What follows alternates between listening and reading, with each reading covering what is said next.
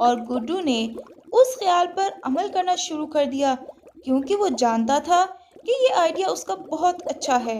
अगर वो इस पर काम करेगा तो वो यकीनन बहुत ज़्यादा मछलियाँ पकड़ सकेगा। गाँव के परिंदे परेशान थे कि पहले तो सिर्फ दाम ज़्यादा थे, अब तो राजू कौवे ने माप तोल में भी कमी करना शुरू कर दी है। गाँव के परिंदे मजबूर थे, क्योंकि गाँव में सिर्फ दो ही मछेरे थे, राजू कौवा और गुड्डू। राजू कौवे के पास मछलियाँ ज्यादा होती और गुड्डू के पास मछलियाँ कम होती, इसीलिए मजबूरी में उन्हें राजू कौवे से मछलियाँ खरीदनी पड़ती। एक दिन गांव के परिंदे बातें करने लगे। मिंटू, राजू कौवा बहुत ज्यादा लालची हो गया है। उसको तो गांव की फिक्र ही नहीं, सिर्फ अपनी जेबें भरने की फिक्र है। हमें कुछ करना होगा, वरना हमारा गांव तबाह हो जाएगा। एक परिंदे की बात सुनकर दूसरा परिंदा कहने लगा, हाँ, तुम कह तो ठीक रहे हो। हम सब परिंदों को एका करना होगा कि हम राजू कौवे से मछलियाँ ना खरीदें, क्योंकि अगर हम मछलियाँ खरीदते रहे तो राजू कौवे को कभी भी एहसास नहीं होगा कि वो कितना गलत कर रहा है। कुछ नहीं होता, अगर हम कुछ दिन मछलियाँ ना खाएं तो हम इस तरह बीमार नहीं पड़ जाएंगे, बल्कि ये तमाम गांव के परिंदों के लिए बेहतर होगा। यकीनन ऐसा ही हमें करना चाहिए। फिर उन्होंने फैसला किया कि वो ये ऐलान करवा देंगे गांव में कि राजू कौवे से कोई भी मछली ना खरीदे, ताकि राजू कौवे को अपनी गलती का एहसास हो सके। और गांव वालों ने फिर ऐसा ही किया। राजू कौवे के पास कोई भी मछली खरीदने ना जाता, राजू कौवे की मछलियां ऐसे ही रहती। दूसरी तरफ गुड्डू ने अपने आइडिया पर अमल करना शुरू कर दिया था। उसने एक इलेक्ट्रिक जाल लगाया। एक इलेक्ट्रिक मशीन के जरिए वो मछलियां दरिया से पकड़ेगा और उन्हें फिर बेचेगा। गुड्डू ने ऐसा ही किया। एक खूबसूरत सी इलेक्ट्रिक मशीन उसको उसने दरिया के करीब रख दिया, और जैसे ही वो मशीन चलती, इलेक्ट्रिक जाल की मदद से गुड्डू की मशीन फौरन से मछलियों से भर जाती।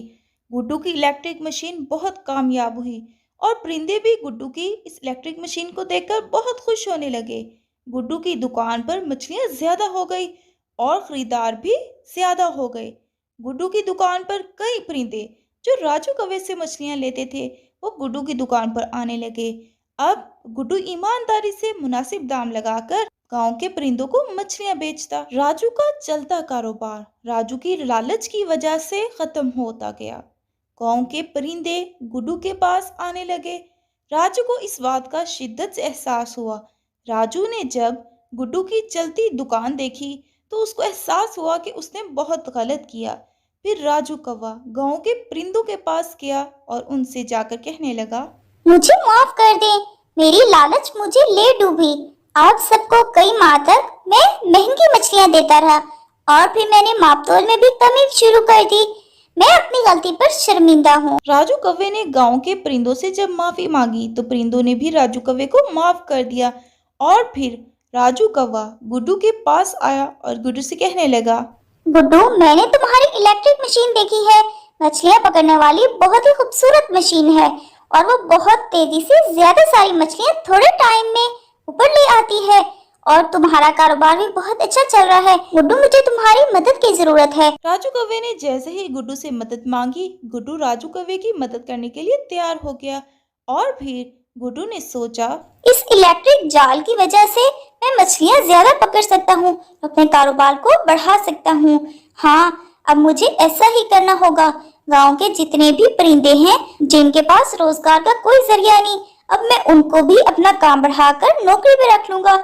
इस तरह गांव के परिंदों का भला भी हो जाएगा और मेरी जरूरत भी पूरी हो जाएगी। प्यारे बच्चों, इस कहानी से हमें क्या सबक मिलता है कि हमें राजू कौवे की तरह लालच नहीं करनी चाहिए, बल्कि अपने काम को ईमानदारी से करना चाहिए, जिस तरह गुड्डू करता रहा।